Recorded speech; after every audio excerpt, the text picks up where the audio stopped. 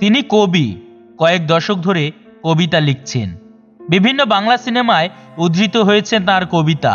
আবৃত্তিকারেরা পরিচিত পেয়েছেন, মন খারাপেরাও আশ্রয় খুঁজেছে তার সৃষ্টিতে। এসব কিছু থেকে দূরে সরে গিয়ে মালতীবালা বালিকা বিদ্যালয়ের স্রষ্টার মন হয়েছে এক পৃথিবী লিখব বলে একটাও খাতা শেষ করিনি। তার প্রথম কবিতা প্রকাশের পর কেটে গেছে 50 বছর, আর তারপরেই তিনি জানালেন যে তিনি আর কবিতা প্রকাশ করবেন না। প্রথম কবিতা প্রকাশের 50 বছর পূর্তি হতেই কেন এমন সিদ্ধান্ত নিলেন কবি? হ্যাঁ, ঠিকই ভাবছেন, আমরা কথা বলছি কবি জয় গোস্বামীর প্রসঙ্গে। সম্প্রতি আর কবিতা লিখবেন না বলে জানিয়েছেন জয় গোস্বামী। 2023 সালে প্রচুর লেখা প্রকাশিত হয়েছে কবির, কিন্তু 2024-এ এক বিবৃতিতে জয় জানিয়ে দেন আর কোনোদিনও প্রকাশকের কাছে লিখবেন না কোনো কবিতা। সেই 2024 সাল প্রায় শেষ। এই গোটা বছরটায় সত্যি কোনো কবিতা প্রকাশিত হয়নি তার এমন ঘোষণার ফলে যে বাংলা কবিতা তথা সাহিত্য জগতে এক অনন্য নজির সৃষ্টি হলো, যে সেটা বলাই বাহুল্য। তবে এই পথে একা জয় গোস্বামী হাঁটেননি।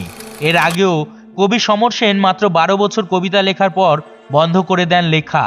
এই বিষয়ে উল্লেখযোগ্য কবি তন্ময় দত্তের নামও আছে, কিন্তু তারা কেউ ঘোষণা করে কবিতা লেখা বন্ধ করেননি, যা জয় গোস্বামী করলেন। প্রসঙ্গত 2023 সালের বড়দিনের সময় একটি পুস্তিকা প্রকাশ করেছেন জয় গোস্বামী।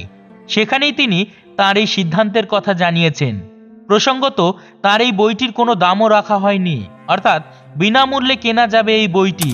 সোশ্যাল মিডিয়ায় এই বইয়ের প্রকাশক অভিরূপ মুখোপাধ্যায় তেমনটিই জানিয়েছেন। তার কথা অনুযায়ী মাত্র কয়েকটি দোকানেই পাওয়া যাবে বইটি। জয় গোস্বামী তার এই সদ্য প্রকাশিত পুস্তিকায় লিখেছেন যে তাঁর লেখার যে মূল দীপ্তি, সেটা থেকে একটা সময় তিনি সরে এসেছিলেন এক প্রকার বাধ্য হয়ে। তবে কবিতা প্রকাশ না করলেও কবিতা লেখা থেকে অবসর নিচ্ছেন না এই খ্যাতিমান কবি। জয় গোস্বামী জানিয়েছেন এখন থেকে তিনি নীরবে নিভৃতে লিখে যাবেন। যদি আর 5-7 বছর বেঁচে থাকেন তখন ভেবে দেখবেন কবিতা প্রকাশ করবেন কি করবেন না। কবিতা প্রকাশের 50 বছরে পুস্তিকার জয় গোস্বামী লিখেছেন, আমার 50 বছর কবিতা প্রকাশের পূর্তি আমি আমার রচনা প্রকাশ বন্ধ করে দিয়েই উদযাপন করতে চাই। যেসব সম্পাদক আমার লেখা সম্মান দিয়ে এত বছর প্রকাশ করে এসেছেন তাদের কাছে আমার আভূমি নত কৃতজ্ঞতা অর্পণ করি। পাশাপাশি আমার কাছে আর লেখা চেয়ে চিঠি না দেওয়ার অথবা ফোন না করার জন্য মিনতি জানাই। তাদের না বলতে আমার দুঃখ হবে, অথচ না তো বলতেই হবে আমার আত্মপরীক্ষার জন্য। তারা যে আমাকে দুঃখ দিতে চান না এ কথা আমি মনে প্রাণে বিশ্বাস করি। নিজের এই সিদ্ধান্তকে জয় গোস্বামী আত্মপরীক্ষা বলে উল্লেখ করে এখন থেকে কেউ যেন পুরস্কার দেওয়ার জন্য তার নাম বিবেচনা না করেন এমন অনুরোধও করেছেন। জয় গোস্বামী 2 বার আনন্দ পুরস্কার পেয়েছেন। 1995 সালে প্রকাশিত বজ্রবিদ্যুৎ ভর্তি খাতা কাব্যগ্রন্থের জন্য তিনি পশ্চিমবঙ্গ বাংলা একাডেমি পুরস্কার পান। এছাড়া বঙ্গভূষণ, বঙ্গবিভূষণ, সাম্মানিক ডিলিটও লাভ করেছেন 2 বাংলার জনপ্রিয় এই কবি। সম্প্রতি 70 বছরে পা রেখেছেন জয় গোস্বামী। 70 বছর বয়সে পৌঁছে কেন আর কবিতা প্রকাশ করবেন না এই কবি, তার ব্যাখ্যাও তিনি দিয়েছেন পুস্তিকায়।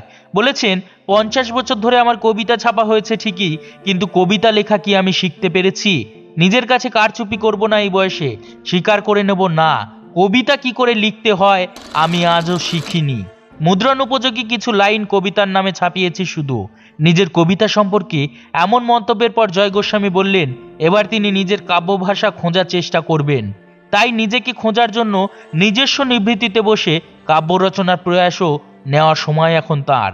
লেখা প্রকাশের বাসনা থেকে নিভৃতি নিয়ে শুধু লেখার উত্তেজনাকে জাগিয়ে রাখা সম্ভব কিনা সেই নিরীক্ষায় তিনি প্রবেশ করতে চান। চারদিকে যখন আত্মপ্রকাশের উৎসব, সামাজিক যোগাযোগ মাধ্যম তথা ফেসবুক, টুইটার, ইউটিউব, টিকটক আর ইনস্টাগ্রাম যখন হরদম উস্কানি দিচ্ছে প্রকাশ্য হওয়ায়, ঠিক তখনই প্রকাশের জগৎ থেকে নিজেকে গুটিয়ে নিলেন জয় গোস্বামী। তিনি জানিয়েছেন বিষ্ণু দে, শক্তি চট্টোপাধ্যায় বা অমিয় চক্রবর্তীর মতো কবিদের তুলনায় তার ক্ষমতা সীমিত। তিনি নিজেই নিজের লেখার মধ্যে জানিয়েছেন আমাদের সকলের মধ্যেই লুকিয়ে আছে হিটলার, যে সমস্ত কিছু প্রাপ্তির পরেও অন্যের সর্বস্ব দাবি করে। তাই কবির প্রশ্ন, এখন সবটা পাওয়ার পর তিনি সাহিত্য জগতের থেকে আর কতটা বাকি চাইতে পারেন, বা চাইলেও সেটা কতটা সঙ্গত হবে। জয় গোস্বামী লেখা বন্ধ করে দেওয়ায় মন ভেঙেছে তার অসংখ্য পাঠকের। তবে জয় গোস্বামীর এই সিদ্ধান্তকে সম্মান জানিয়েছেন সকলেই। ধন্যবাদ এতক্ষণ আমাদের সাথে থাকার জন্য। আমাদের ভিডিওগুলি যদি আপনাদের ভালো লাগে তবে অবশ্যই আমাদের পাশে থাকবেন।